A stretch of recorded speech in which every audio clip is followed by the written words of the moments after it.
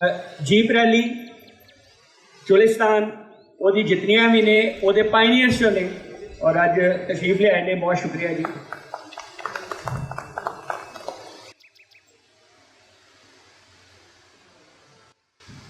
Tahir senior साहब जी, senior इस वास्ते कहा जाता है इन्हों कि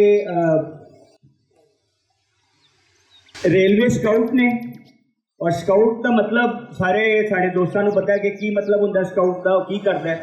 और सीनियर स्काउट ने, रेलवे ऑफिसर रहे ने, गोल्डन शेक हैंड ले लिया इन्होंने भी। रिटायरमेंट लफ्ज मैं नहीं बोलता इस महफिल के, क्योंकि साढ़े जो कोई बंदा रिटायर नहीं होएगा इंशाल्लाह। सीनियर इस वास्ते कहा गया है कि बहुत सारे लोग एक नाम जानते हैं ताहिर जूनियर, वो तो इकट्ठे एको महकमे ही सन। इस वास्ते जो है सीनियर होए तो उन्होंने ऑटोमैटिकली जूनियर का खिताब मिल गया। तशरीफ फरमाने नाल जी वहीद साहब कराची तो बिलोंग करते हैं, लाहौर शिफ्ट हो गए ने। ये भी साढ़े कपल राइडर ने, और पिछले दिनों इन्हों की मिसेज आप हाथ खड़ा करेंगी, 1 महीने तो ज़्यादा टूर करके आए ने जी।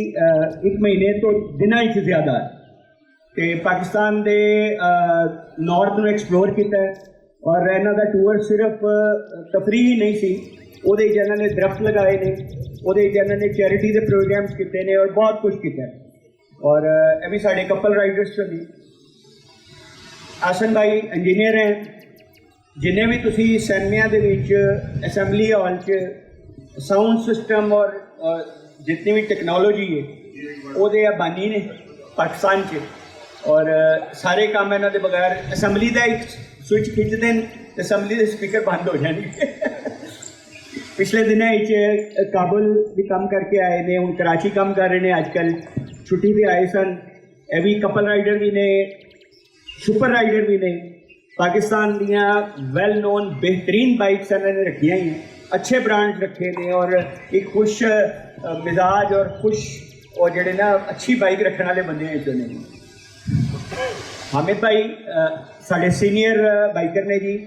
पाकिस्तान का जो मदर क्लब है बाइकिंग का मैप, अजकल वो प्रेजिडेंटशिप है इन्हों को, और एक बेहतरीन टूरिस्ट, बेहतरीन टूर अरेंज करने वाले, और इन्होंने इसी मुबारक पेश करने हैं कि इन्हों की जाती काबशा नाल कोई 4 महीने पहले एक टूर अरेंज होया, जिदे 3 जनरल जोड़े सन बराह रास्त तो साढ़े मेहमान सन और साड़ी महफिल च आके बैठे ने, और एक नवी पीक सी स्वाद के नाल वो सर की, और मोर दैन कितनी बाइक सी, सॉरी 200 तो ज़्यादा बाइक सन जड़ियाँ ऑल द वे लाहौर तो एलम पीक तक गई हैं और वापस आई हैं। और सब तो अहम तरीन चीज़ है कि रिस्पॉन्सिबल राइडिंग स्क्रैचलैस टूर जिसले वापस आता है तो सब तो बड़ी कामयाबी है। सजाद साहब जी फैशन डिज़ाइनर, एक खूबसूरत बाइकर, खूबसूरत साढ़े मैंबर, और कुछ तुसी देखा होगा कि वो महफिल अटेंड भी कर रहे हैं तो नाल इंतजामात भी कर रहे हैं, तो मैं उन्होंने बड़ा शुक्रिया अदा करना कि बड़े ज़बरदस्त तरीके नाल इंजॉय करते हैं। मदर भाई एक खूबसूरत नौजवान, और पाकिस्तान का खूबसूरत तरीन इलाका बैरिया टाउन, वो सब तो ज़्यादा रंगीनियाँ मदर भाई ने पैदा की। एक डल सोसाइटी को मूव किया, और बाइकर तो है नहीं, इन्होंने उत्थे साइकलिंग शुरू कराई, और साइकलिंग के विच बैरिया के अंदर तमाम फैमिलीज़, खवातीन, बच्चे, शादीशुदा औरतां सब साइकलिंग करदियां हूँ। और बैरिया के अंदर तुसी इन्हां दा कभी इवेंट देखो तो शायद तुसी भुल जाओगे कि लाहौर के अंदर इन्ना अच्छा इवेंट कभी किधरे होर होया। और जितने भी इन्हां दे इवेंट लाइफ च होए ने वो मैमोरेबल, बड़ी मेहनत करते हैं, बहुत खूबसूरत अंदाज च साडे टूरिज्म नू और साइकलिंग एंड बाइकिंग नू लैके अगे चल रहे हैं। और नाल अरूज ने जी, इन्हां दा फिटनेस क्लब है बैरिया टाउन च, और मैं किसी वेले मजाक करना कि बिफोर एंड मदर नू देख लो आफ्टर। एक्सरसाइज तो पहले मेरे जैसा होएगा, एक्सरसाइज करके मदर की तरह हो जाएगा। तो खवातीन जी वो इन्होंने उत्थे बहुत ज़्यादा उन्होंने फिटनेस हल लैके आए ने, इसलिए यंग बच्चियां बॉक्सिंग जी है वो सीख रही ने, योगा सीख रही ने, फिटनेस एक्सरसाइजा करदियां ने। साल च एक इवेंट ऐसा होंदा है जिहड़ा ईफल टावर के बिल्कुल थल्ले होंदा है, उन कोई भी ज्वाइन करना चाहे तो वो तुहाडी लाइफ का एक ऐसा इवेंट होएगा जिहदे तुहानू अपने अपनी बॉडी तुहानू खुद दसेगी कि तुसीं किन्ने निकम्मे आदमी हो अपनी जिस्म वास्ते क्योंकि इन्हें जिसले 2 दिन एक्सरसाइजा करानियां ना तो तुसीं साइड ते साह लैण बह जाणे। राणा उस्मान साहब राइटर ने, इन्होंने टूरिज्म से बुक लिखी और सब तो अहम चीज़ है कि बुक क्यों लिखी कि यह माउंटेनियर भी ने, ट्रैकर भी ने, टूरिस्ट भी ने, बाइकर भी ने। और साढ़े लाहौर के अंदर एक मारूफ एक शख्सियत ने मुस्तनज़र हुसैन तारड़ साहब, उन्होंने एक बैठक है जिसका नाम तकिया तारड़ है, वो सीनियर मैंबर ने। और तारड़ साहब नाल किसी तरह भी कोई मुलाकात किसी ने रखनी होए, कोई सिटिंग रखनी होए तो राणा साहब काफ़ी वो ताउन करते हैं और टाइम दस देंगे हैं क्योंकि वो ज़ईफ हो चुके हैं। उन्होंने भी जी टाइमिंग्स ने वो सारी, इन्हों की बुक बड़ी कामयाब रही है। तुहाडे बुक मेले के नुमाया जगह तो वो होल्डिंग्स और सारी वो सी और टूरिस्ट कम्यूनिटी वास्ते एक बड़े ज़बरदस्त ऑक्सीजन सी जी।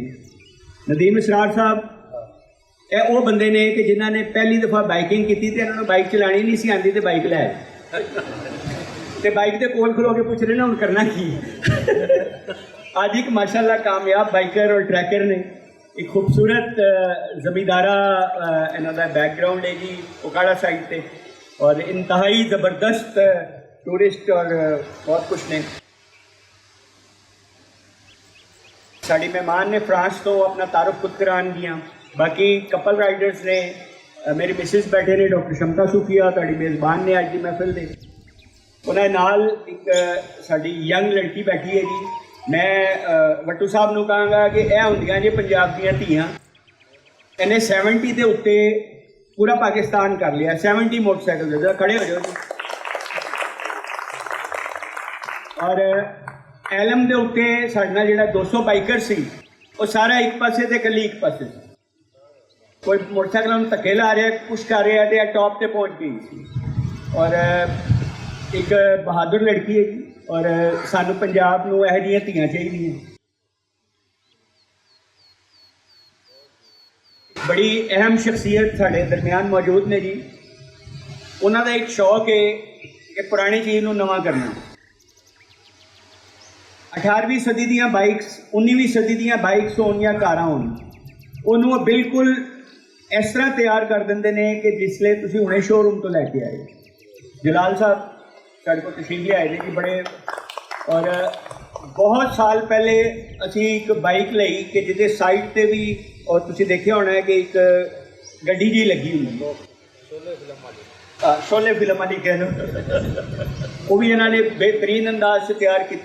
कारां बहुत तैयार की, बाकी वो खुद दसणगे। वोरा साहब साढ़े कपल राइडर ने जी और साड़ी बिजनेस कम्यूनिटी का ताल्लुक है इन्हों का, नाल उन्होंने मिसिज ने जी, बेगम के नाल ही ट्रैवल करते हैं।